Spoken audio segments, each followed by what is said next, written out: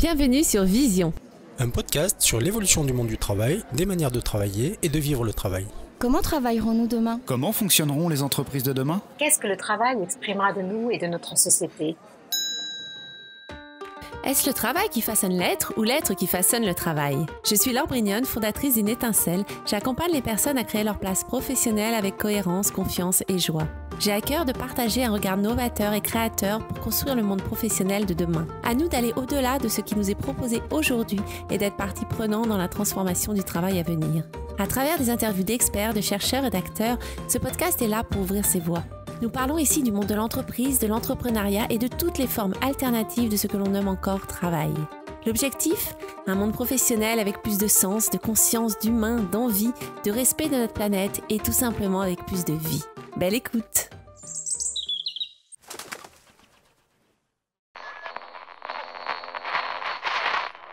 Eh bien écoute, dans 15 ans, moi j'imagine le monde du travail beaucoup plus connecté à soi et à l'humain. Beaucoup plus connecté aux énergies qui nous entourent, beaucoup plus connecté aux gens qui nous entourent, beaucoup plus sensible peut-être et à l'écoute et tout en étant connecté à ses réseaux s'il en a envie, mais de donner du temps à cette connexion humaine et à cette connexion énergétique de lien et de proximité. Le Covid a changé nos manières de travailler et provoqué une mutation du travail qui n'attendait qu'un événement pour s'enclencher. Nous sommes aujourd'hui dans une période de transition et donc de déséquilibre où de nouvelles manières de faire, entre autres avec le télétravail, doivent s'harmoniser. Amélie Saillé est passionnée des relations humaines et du sentiment que cela provoque en elle. Elle est fondatrice de 2 entreprises sur Nantes. Saveur pour la partie valorisation du patrimoine culinaire local et Wanda Evans pour la valorisation d'acteurs au savoir-faire authentique. Ainsi, dans le cadre de ses activités, elle met en place des événements et propose des formations, du consulting, mais aussi du contenu podcast et radio, et réalise des actions de relations publiques. Avec Amélie, nous abordons les ajustements liés au télétravail et les déséquilibres qu'il provoque aujourd'hui, entre autres dans notre rapport au temps et notre communication au travail, et dans l'économie de l'artisanat local. Et tout cela nous ramène à l'importance du lien entre humains et de l'espace qu'on lui accorde. Alors comment faire pour retrouver un équilibre dans nos relations tout en maintenant nos bouffées d'air ? Amélie, qu'est-ce qui te fait vibrer dans ton travail et qui est commun à tes multiples activités ? Eh bien, écoute, c'est vrai que j'ai beaucoup d'activités. Je vais te les expliquer dans quelques instants. Mais ce qui m'anime et le point commun dans tout ça, je pense que c'est le rapport humain et le principe de valorisation de savoir-faire, quel qu'il soit, euh, sur le territoire et pas que, mais un savoir-faire qui va être authentique. C'est vraiment ce qui m'anime, c'est de pouvoir déceler peut-être ce petit super pouvoir qui se cache en chacun de nous et en tout cas auprès d'acteurs qui, moi, me font vibrer, qui m'apportent cette énergie et auprès de qui je sens cette connexion et à qui il manque quelque chose en fait pour vraiment se valoriser. Et, euh, et je crois beaucoup en la synergie, la coopération, vraiment ce jeu, comme on le dit très souvent sur Nantes, mais finalement il s'y adapte un petit peu, qui est ce jeu à la nantaise. C'est jouer en collectif, parce que voilà, j'estime moi aussi, et ça a été dur de l'apprendre et de l'admettre, qu'on n'a pas toutes les compétences et voilà et de pouvoir se mettre en synergie avec d'autres savoir-faire, de pouvoir apporter ces compétences-là à d'autres et d'être complémentaires. Je crois que c'est ça qui m'anime, sur en effet, mes activités. Il y en a plusieurs. On va dire qu'il y a 2 grosses parties. Il y a une première partie qui est donc, sous le nom de Saveurs détonnantes, qui est une valorisation de savoir-faire culinaire sur le territoire de Saint-Nazaire, que l'on va animer de différentes manières et il y a What a Nice Day, mon petit wand, baguette magique, où là, en fait, on va plutôt être dans la valorisation d'acteurs, mais un petit peu tout métier confondu. C'est-à-dire que par rapport à mon affect, moi, plutôt bien-être, santé, beaux produits, où il y a vraiment ouais, une esthétique et derrière une originalité, quelque chose qui se démarque, où là, j'ai à cœur voilà, de les accompagner et de faire un petit peu, le coup de baguette magique pour qu'il y ait, un scintillement et quelque chose qui se révèle. Ouais. Tu mets en lien, hein, tu es une communicante, à l'origine? Alors, oui, écoute, pourtant, c'était franchement pas gagné, hein.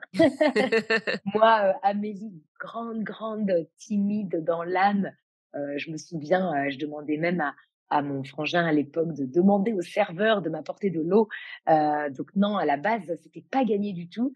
J'ai fait des études plutôt dans le domaine scientifique. J'ai des parents qui sont dans le domaine médical, donc axé bio.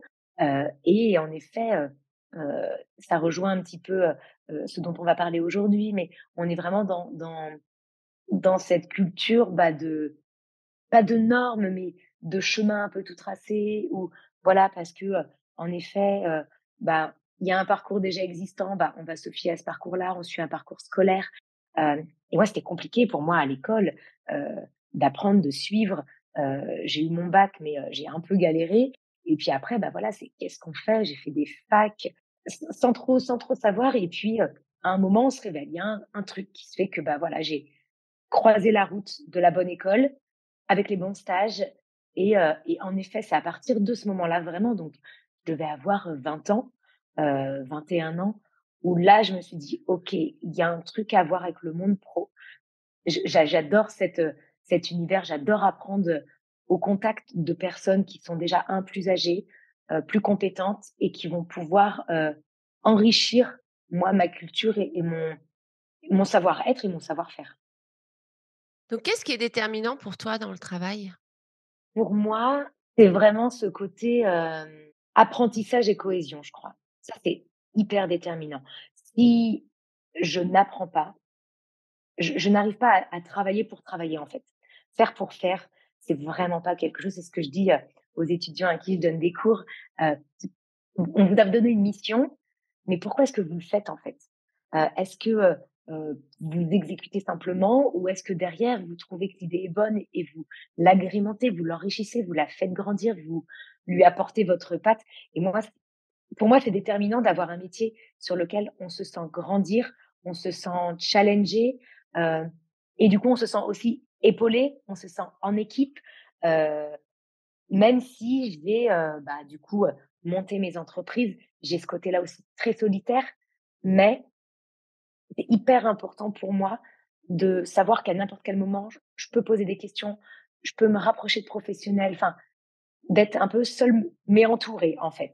Vraiment, c'est des valeurs, bah, du coup, que je communique aussi, moi, dans mes activités. Prendre de la hauteur, avoir des moments, de prise de recul peut-être très seul, pour, un petit peu analyser et au contraire de bouger, de sortir, d'être curieux et c'est ce qui fait qu'on va aussi grandir et s'épanouir, je pense, dans son travail. Alors est-ce qu'il y a une évolution qui t'a marquée dans le monde du travail ces derniers temps? Ouais, ouais, ouais, ouais. Ça va être basique de dire: «Bah, oui, depuis 2020, il y a des choses qui ont changé». Mais foncièrement, oui, en fait, véritablement, hem, j'ai travaillé à peu près de la même manière pendant 5 ans. Il y a eu des tendances, il y a eu plein de choses, mais on va dire qu'on était sur un modèle qui, était pas trop mouvant, qui était, comme il était avec des ordres, avec, des récurrences et depuis 2020, on parle toujours, ouais, je vais parler de mon activité de traiteur, par exemple, au sein des saveurs, de la valorisation culinaire. On sait que les mois de janvier, février sont très creux, et mars, avril sont très forts et ça diminue. On a des périodes, on avait des périodes. Là, aujourd'hui, depuis 2020, je suis confrontée à des mois d'août très forts et j'en ai eu un très faible. J'ai eu, un, long tunnel de septembre à décembre en 2021-2022, pas tant. Enfin, en fait, on n'a plus de récurrence. On voit que les prises de décision sont différentes, que les critères de décision sont différents, que les budgets sont plus les mêmes, que alors ça va paraître, peut-être, peut-être subjectif pour chacun, mais que l'énergie parce qu'on travaille beaucoup, même si je suis beaucoup en face à face, on travaille, avec les clients au téléphone, l'énergie n'est plus la même.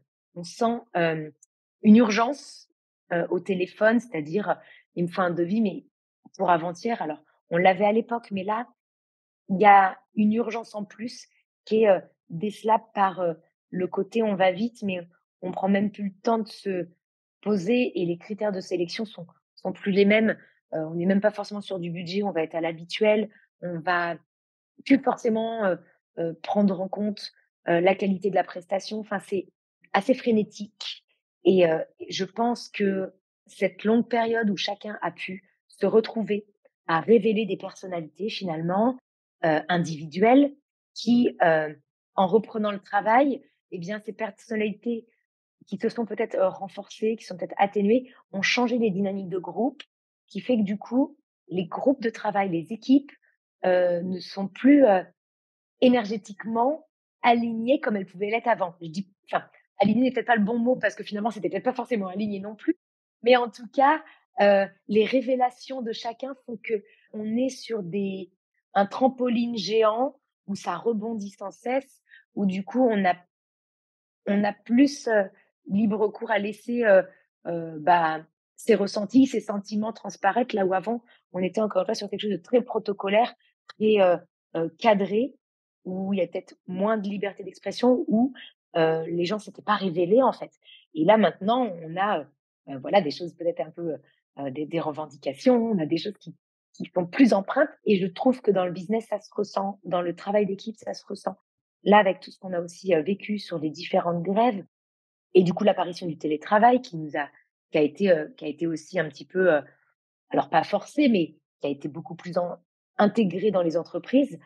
Et bien pour certains, je pense qu'il y a du bon et du mauvais, mais dans le travail de groupe, on va dire dans les prises de décision, on est sur des longueurs, on est sur des équipes qui prennent beaucoup plus de temps à prendre des décisions, on est sur des éléments qui trouvent plus leur place parce que finalement, c'est en télétravail, on n'est plus là, on est là.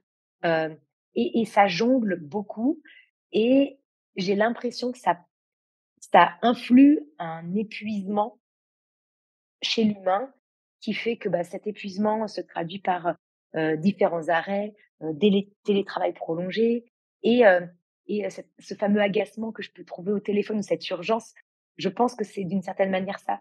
C'est des gens qui, savent plus peut-être un petit peu, quel est leur rôle ou leur position dans l'entreprise et voilà, qui font mais finalement, bon, qui plus trop envie, en fait. Alors je parle de ça sans évidemment faire de généralité, hein, on s'entend. Heu, mais en tout cas, c'est des choses qui apparaissent, qui n'étaient pas là avant. Heu, cette, ce réaménagement du temps et malgré tout, même si on a l'impression de s'octroyer du temps parce que télétravail, parce que moins en entreprise et plus de temps peut-être potentiellement pour soi, eh ben, on a moins de temps. Tout le monde on a l'impression que tout le monde court, en fait. Heu, j'ai l'impression que j'ai jamais entendu, 2 fois le: «J'arrête pas, je cours, je Ouais. cours, je cours», depuis qu'il y a du télétravail, c'est quand même dingue.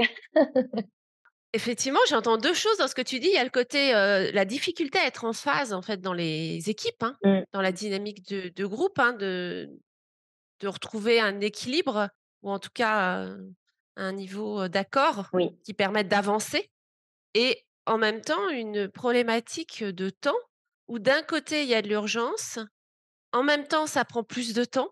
En fait, ouais, est-ce que, après c'est vraiment que des suppositions, j'en sais rien. C'est de se dire, est-ce que, le fait qu'on trouve plus sa place, c'est parce que, bah, finalement, le télétravail, comme on le disait tout à l'heure, a ses côtés très positifs pour permettre à chacun aussi d'aménager son emploi du temps et de pouvoir, bah, trouver sa place en tant qu'individu, seul en dehors du monde professionnel.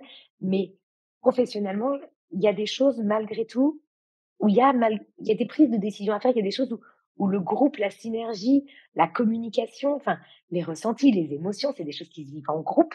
Oui, Et en tout cas pour moi, hein, ce qui est important pour moi, heu, même si des fois les visios sont là ou les coups de fil sont là, dès que je le peux, je provoque un rendez-vous, physique parce que l'émotion, le regard, la gestuelle, partager un moment, c'est des choses qui sont importantes et qu'on retire pas en fait dans un lien, commercial. J'ai de la chance dans mes premières années de pas trop avoir fait de prospection parce que ma prospection était plutôt à base de, bah, de petits verres, de petits cafés en ville, Bah, parce que en fait, on prenait le temps avec les gens de créer ce lien, de créer ce petit bout d'histoire et il y a cette affinité qui se crée, qui fait qu'on lie une relation vaste, mais du coup commerciale, si on le rapproche au monde professionnel, qui se crée, que ne fait pas une visio, en fait. Là où en effet, on peut voir, mais il y a pas ce fluide qui passe, en tout cas pour moi. Oui. Donc pour toi, effectivement, le télétravail a déjà fait un changement en termes de collaboration Mmh. et d'échange. Ça a vraiment transformé les relations et aussi les relations d'équipe. Bien sûr et puis après ça se retraduit, au niveau, personnel. C'est-à-dire que pour moi ce qu'on disait juste avant, cette énergie, ce lien humain, bah, personnellement même, on peut des fois retrouver des gens qui arrivent même plus à communiquer, qui vont être très facilement énervés parce que l'autre a dit quelque chose qui plaisait pas. Oui, mais en fait, entre guillemets, «comment on faisait avant?» Eh bien, on argumente, on écoute, on pose des questions, on se confronte à différents points de vue, chose où j'ai l'impression que du coup, là, en vidéo, on perd un peu ça et ça joue sur le comportement d'une manière générale de encore une fois, on généralise pas, mais de certaines personnes. On sent qu'il y a des petites levées comme ça qui se font, qui n'existaient pas avant, en tout cas. Oui, peut-être le fait de se voir aussi moins fréquemment fait qu'il y a plus quand on Mmh. se voit, il y a un timing plus serré comme tu Oui, disais oui. et du coup, une urgence, on prend moins le temps d'écouter l'autre et de poser ce qu'on a à poser. Oui, parce qu'on est tout seul chez soi face à son ordi et ça permet d'être beaucoup plus efficace pour certains pour certains métiers, je pense, parce qu'on est moins coupé, parce qu'en effet, travailler en open space, ça peut être très fatigant, pour l'avoir expérimenté aussi. D'être toujours dérangé, d'avoir des choses qui vont, comme ça nous perturber. Donc ça peut rendre quelque chose de très efficace, mais le contact humain, il est où derrière, en fait? Comment est-ce qu'on grandit et encore une fois, c'est parce que moi, c'est quelque chose qui m'est propre. Peut-être qu'il y en a qui se sentent très bien dans cette position-là, mais hem, mais voilà, je trouve que dans dans notre vie, on est là aussi pour s'apporter des choses les uns les autres. Je vois pas le but de ma vie à rester derrière un ordi, en fait. Donc heu, donc voilà, ce côté-là, j'essaye de le réinculquer, de le réinculquer, de le réinculquer, de l'introduire et de le rendre, de plus en plus prenant dans chacune de mes missions, en fait. Alors, tu m'avais aussi parlé d'un autre effet du télétravail qui était au niveau du local. Ouais, là, c'est vraiment sur ma partie, là, c'est spécifique à mon métier. Moi, j'ai vécu le j'ai eu «la chance» entre guillemets de vivre le confinement dehors puisque, avec la préfecture, on avait des accords où on pouvait, aller dans les hôpitaux, aller dans les services, pour, fournir en nourriture, en masques, en gel, en équipement et c'est vrai que, eh bien, il y avait cette dynamique déjà de tous les restaurateurs du métier de la restauration, de vouloir aider, de vouloir accompagner, de donner et ils ont une générosité qui était vraiment, sans limite. Ils ont été récompensés au moment, de ces fameuses heures de sortie. Si je me souviens bien, ça me paraît tellement loin et en Oui. même temps, c'est si proche et ça me paraît loin.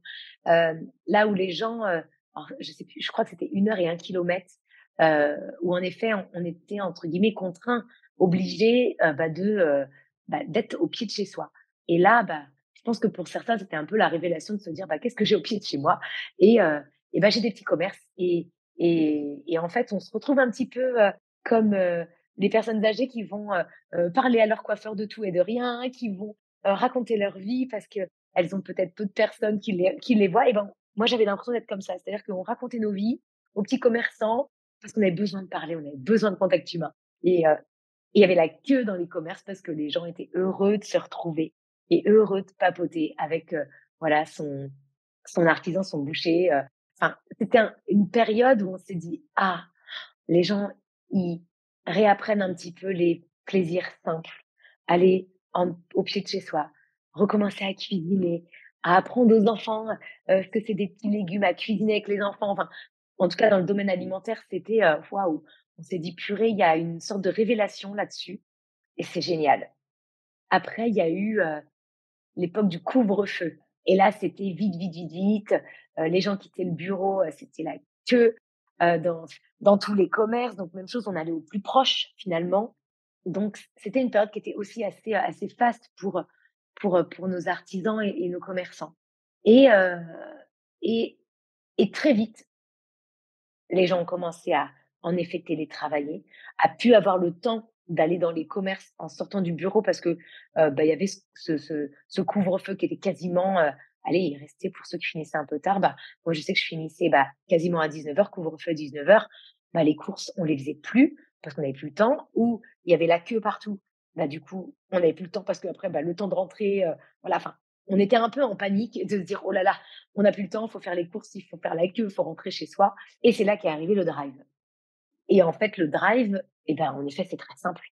On reste encore une fois devant son ordi, on commande, on se fait livrer, on sort pas de chez soi, on s'embête pas, on se met plus de pression. Alors c'est très bien.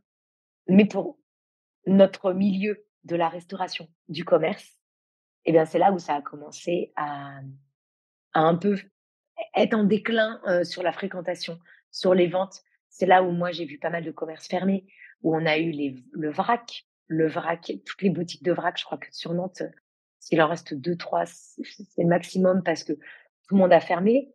Qui dit fermeture d'épicerie vrac, dit artisans, producteurs, dont les points de vente sont fermés, donc canaux de distribution réduits, donc fermeture. Et tout ça en s'accélérant, en se multipliant. Et depuis, en effet, 1 an, on voit des fermetures, des commerces qui sont de plus en plus touchés. Et encore une fois, sans jugement, vraiment pas, parce que le drive facilite vraiment la vie. Mais il y a pas eu, voilà, il y a eu il y a pas eu de mesure, en fait, pour certaines choses. Et là où on pensait que c'était gagné, le retour à son petit artisan et son petit producteur, finalement, on revient au galop un peu les habitudes. Et ouais, c'est dommage parce que tout ce lien qu'on a créé, cette histoire, encore une fois, on a l'un et encore, c'est peut-être qu'une impression. J'ai l'impression que, l'urgence prend le dessus, le principe de, se mettre un peu, sans contrainte, hein. Et ce que j'entends, parce que moi la première je le ferais, mais si j'avais en effet, des enfants, un mari, des horaires décalés, bien sûr que je ferais du drive. Sauf que, on l'a intégré à une routine, là où finalement, il y a un moment, il était peut-être plus nécessaire. Et il a été intégré, comme plein d'autres choses, parce que facilité. Et voilà, en tout cas, nous, dans notre domaine, en effet, ça, ça a compliqué un petit peu, la situation. Et ouais, ouais, c'est quelque chose qui était un petit peu moins évident, en tout cas dans ces modifications et dans l'apparition du télétravail, au-delà du contexte de groupe, le contexte aussi, économique. Oui. Et donc là, une fois de plus, on perd du lien, on perd de l'humain. Ouais, j'en reviens à la même chose. C'est pour ça que très facilement, j'ai fait ces liens, dont je parlais juste avant. Tout ça fait que, ouais, de plus aller ch ça peut paraître bête, hein, et pour certains, je pense que d'ailleurs pour beaucoup, on se rend pas compte de la puissance de ce lien, de juste aller chez son petit commerçant, avoir un sourire en échange. C'est des petits plus, des petits bonheurs qui font que, quand ça va un peu moins bien, ou quand on a une frustration, ou quand on est blessé, ce petit plus-là, il vient rééquilibrer la balance. Et si on l'a pas eu, peut-être, on commence non pas à décliner, mais on a tous ces petits trucs négatifs qui viennent s'ajouter, et aucun petit truc positif, ou en tout cas de petits rajouts comme ça, qui viennent, donner le sourire, et qui apportent les petits plus du quotidien. Moi, c'est vrai que j'adore, heu, voir mes journées, même si je cours ou quoi ou qu'est-ce, je sais que je vais voir un tel, et ça va être un super bon moment. Je vais rencontrer une nouvelle personne, un nouveau savoir-faire, et qu'elle va m'apporter juste son sourire, en fait, qu'on va partager une petite tasse de café. Et je trouve ça énorme. Alors peut-être que je vis trop simplement, et c'est pas vivre dans le monde des bisounours, hein, loin de là, mais c'est les plaisirs simples, en fait. Heu, les gens cherchent ça en plus, la simplicité, l'efficacité. Bah bah, ayez ce plaisir simple de juste, croiser un sourire, heu, croiser tout ça, ça vous l'avez, à côté de chez vous, et on l'oublie parce que c'est simple, peut-être parce que c'est trop simple. C'est peut-être ça. C'est peut-être une évidence, mais quand on voit les recherches en psychologie positive, par exemple, le lien, le relationnel est très important justement dans le niveau de bonheur. Ouais et je pense que, encore une fois, c'est ce principe d'aller peut-être d'aller vite ou quoi qui fait que, bah, on l'a oublié, en fait. Alors il faudrait peut-être, comme le drive, intégrer à sa routine, les petits sourires positifs, au long de sa journée, au moins d'en avoir un, ce serait chouette. Oui.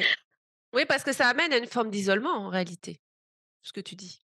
Oui, mais c'est vrai que je voulais pas, je le pense, hein, je le pense profondément, mais je veux pas forcément, encore une fois, stigmatiser ou mettre dans des cases, ce qu'influent ces mutations du travail.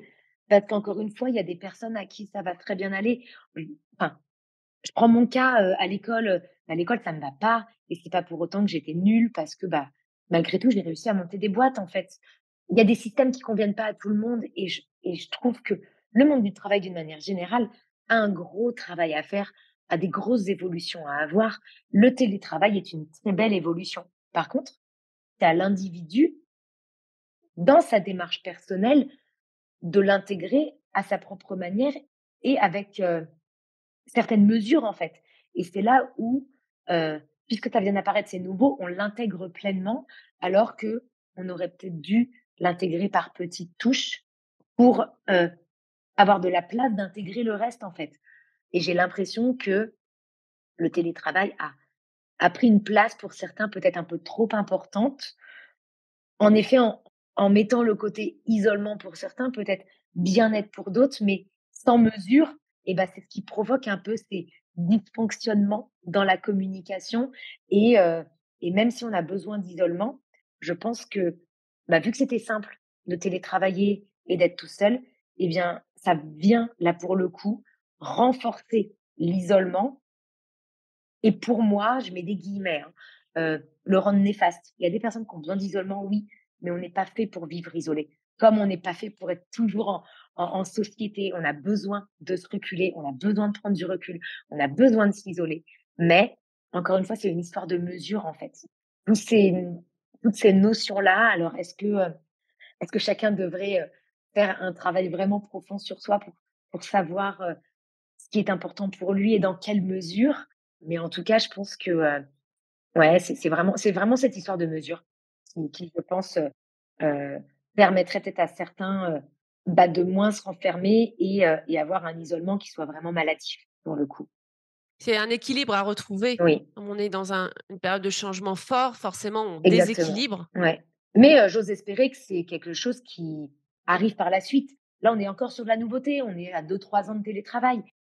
J'ose espérer que les gens, à un moment, auront ce déclic de se dire: «Ouais, enfin bon, si on peut passer à autre chose, c'est bien» et reprennent un autre rythme et que ce soit beaucoup plus équilibré. Voilà.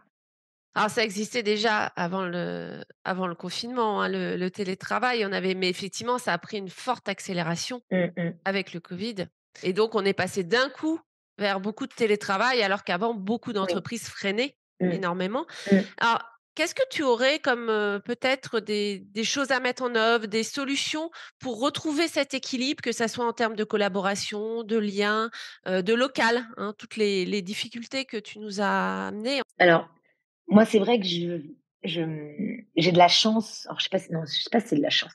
C'est vrai que je vis en ville, j'habite en ville, donc c'est très simple pour moi de croiser du monde, heu de faire un coucou, aux commerçants d'à côté, de passer juste la tête au travers de la porte et demander comment ça va. Heu, mais pour ceux qui, en effet, seraient un peu plus éloignés, moi, je sais que j'ai beaucoup d'amis qui sont, en périphérie, qui, ont une journée en centre-ville, par exemple, ou qui provoquent, là où elles habitent, bah, des temps de rencontre, qui prennent malgré tout ce temps ou qui, le temporisent encore une fois. C'est-à-dire qu'il peut y avoir une ou 2 soirées d'after work où on se dit: «Bah, voilà, ça, c'est des choses qui sont importantes» ou la réunion, du réseau d'entreprise qui est une fois tous les mois, une fois tous les 2 mois et ben, c'est celle qu'on va pas louper.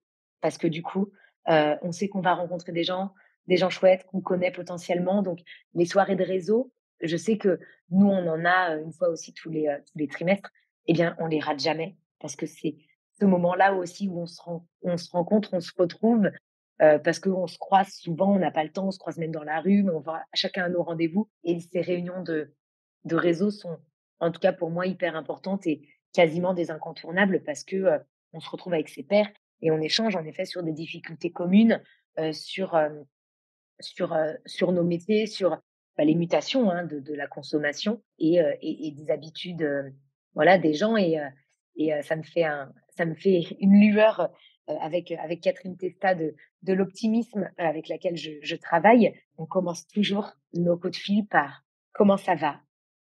et «Comment tu sens les gens?» On observe beaucoup, on va toujours bosser dans des coffee shops et on se demande: «Nous, comment ça va?» C'est: «Bah, écoute, ça va, je me sens agitée en ce moment, je trouve que je suis fatiguée énergétiquement, je trouve que c'est hyper chargé» ou «J'ai la patate» et «Comment tu sens les gens?» «Bah, écoute, les gens, ouais, je trouve que ça demande de l'énergie» ou «Tiens, je les sens hyper pleins d'entrain à créer plein de choses» et c'est nos 2 premières questions et ça nous tient, 2 heures. C'est le téléphone qui nous coupe la plupart du temps. Non, non, c'est hyper intéressant de voilà, de se créer ses propres routines, en fonction de là où on habite, en fonction de son métier, voilà, de se retrouver entre copines, d'avoir ces réunions de réseau. Il faut se créer, malgré tout ces petites routines, c'est ce qui raccroche aussi. Alors, est-ce que tu aurais un livre à nous conseiller sur, ces sujets? Alors écoute, instinctivement, alors je sais pas si ça répond à la question de «à ces sujets», mais c'est ma bible, c'est ma révélation et je l'ai rencontrée et j'ai adoré cette nana et cet échange qu'on a eu ensemble, qui est Maud Ankawa, que j'adore vraiment, je suis captivée par ses bouquins. J'ai mis du temps parce que voilà, c'était compliqué pour moi une période de lire aussi, de me poser un bouquin, heu et Kilomètre zéro sur l'histoire de ces 2 copines qui, voilà, qui sont dans une amitié profonde, heu et heu et l'une appelle l'autre parce qu'elle lui annonce qu'elle est à l'hôpital et qu'elle a, un moyen, de la guérir de ce cancer qui, voilà, qui est à l'autre bout du monde, à l'autre bout de la planète et elle demande à sa copine d'aller chercher cette solution parce qu'il y a que ça qui va pouvoir la sauver et évidemment, que, heu, que l'autre lui dit: «Mais, écoute, si ça existe, bah oui, il faut y aller» et elle lui demande d'y aller. Elle dit: «Oui», quasiment sans réfléchir, allez, pratiquement. Sauf que le départ, c'est le lendemain et que cette fameuse copine est, chef d'entreprise, multi-activités, working girl, comme certaines, d'entre vous en écoutant ce podcast pourront se retrouver, qui ont pas le temps, qui, ont 10 000 activités, qui ont le téléphone branché, qui, en 1 heure de rendez-vous ont déjà 1 million de mails dans la boîte qui attendent et pour sa copine, elle y va. Du jour au lendemain, elle s'en va, à l'autre bout du monde, donc je spoilerai pas la fin. Mais, c'est à lire parce que c'est fabuleux de ce qui se passe dans sa tête, de ce qu'elle entend des gens en face qui habitent, à l'autre bout du monde et en pleine nature et qui comprennent pas, cette nana complètement, pour eux déconnectée alors qu'elle se sent complètement connectée. C'est un parallèle qui est hyper intéressant. C'est des mots, moi, qui m'ont parlé, qui ont fait un effet miroir complètement dingue et heu et c'est un livre que j'ai surligné, en fait. C'est un livre que j'ai surligné parce que comme ça, quand je le refeuillette et ben, je retombe sur certains passages et je il y a des mots qui me sautent aux yeux, il y a des phrases qui me sautent aux yeux et heu et Kilomètre zéro est vraiment, fabuleux et du coup, j'ai dévoré Respire, qui est le deuxième et là, j'ai le troisième qui m'attend, qui, fait partie, de mes prochaines lectures donc je pourrais pas vous dire le troisième, mais en tout cas le deuxième, Respire, bah, comme son nom l'indique, c'est respire, voilà. Ce jeune homme aussi, voilà, qui vit, de multiples expériences, qui a la a l'impression de bien vivre et qui se redécouvre, qui, au contact de la nature, au contact, bah, d'êtres humains, qui, lui dit simplement des mots simples, en fait, heu et à qui ça fait écho, qui prend des opportunités, qui voilà, arrive du coup à avoir ce déclic et à prendre du recul sur lui et change en fait. Et, et ce livre Respire, bah voilà, c'est comme kilomètre zéro, c'est beaucoup de flash, c'est beaucoup d'effets miroirs, c'est c'est des mots surlignés aussi.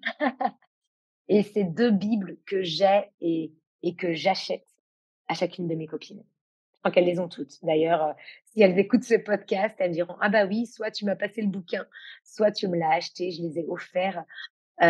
Ouais, ce sont mes bouquins de référence, et c'est, Maud, ma référence en effet. Il y en a beaucoup d'autres, hein. J'ai d'autres lectures, d'autres podcasts, mais si on parle de livres, c'est vraiment ceux-là qui sont impactants pour moi. Mais merci pour ce partage. On retrouve les notions de temps et d'espace aussi, hein. Oui, oui, oui, et je pense que, si je peux me permettre, tu vois, une dernière parenthèse, heu, j'ai eu un échange, il écoutera ou pas ce podcast, Arnaud, qui est un DJ qui s'appelle Solaire, c'est pas pour rien d'ailleurs, qui, m'a, voilà, mis une petite anecdote, sur Insta hier. Il avait besoin de prendre du recul et bah, il s'est retrouvé, comme entre guillemets «par hasard», au bord de la mer où il voulait aller, mais du coup sans téléphone, sans chargeur, sans batterie, sans rien. Il a tout oublié. Consciemment, inconsciemment, j'en sais rien. Les 48 heures les plus déconnectées de sa vie, les plus ressourçantes de sa vie, et il m'a conseillé de le faire. Il m'a dit: «Écoute, j'ai vécu ça hier, il fallait que je te le partage». Ça rejoint un petit peu, ce qu'écrit Maud dans ses bouquins. C'est peut-être pas pour rien que ça m'arrive maintenant aussi, pour prendre ce recul qui est compliqué, qui est vraiment compliqué parce que, encore une fois, ce tourbillon de vie, est, énergisant autant qu'il en est épuisant. Mais le fait qu'il m'ait partagé ça, qu'il l'ait vécu, je pense que c'est, voilà, peut-être pour me dire aussi à moi de prendre ce petit recul et ce n'est que 48 heures, dans une vie. Mais voilà, en tout cas, voilà, je trouve que chacun devrait peut-être à un moment, aussi, déconnecter et s'octroyer, cette respiration pour le corps, parce qu'on lui met beaucoup de tension quand même. Oui, oui. Alors où peut-on te retrouver? Eh bien, écoute, on peut me retrouver, sur LinkedIn évidemment, Amélie Saillet. On retrouve mes boîtes aussi, mes entreprises, Saveurs détonnantes, on retrouve l'optimisme. Mais moi, sur mes ce qui m'est cher, ce qui m'est important, au niveau professionnel, c'est sur LinkedIn, et sur mes petits bons plans, mes astuces, mes petites connexions comme ça de la vie de tous les jours, c'est sur Instagram, même chose, Amélie Saillet, et il y a tous les liens vers tout ce qui me passionne dans ma bio, heu, mes chroniques aussi à la radio, l'optimisme, heu mes chroniques à la télé, enfin voilà, tout ça, c'est sur mon Instagram. Les liens seront dans la présentation, hein, pour ceux et celles qui veulent les retrouver Bon, bah, c'est directement très écrits. gentil de simplifier. Alors, est-ce que tu as un dernier mot pour conclure? Eh bien, au-delà d'un dernier mot, ce qui serait cool, c'est qu'en effet, chacun prenne une grande respiration, tu vois? Et prenne, une grosse expiration pour expirer, souffler, en imaginant toutes les tensions qu'il vit là, aujourd'hui, peut-être au moment où il l'écoute ou dans la journée auquel il écoute ce podcast, à laquelle il écoute ce podcast.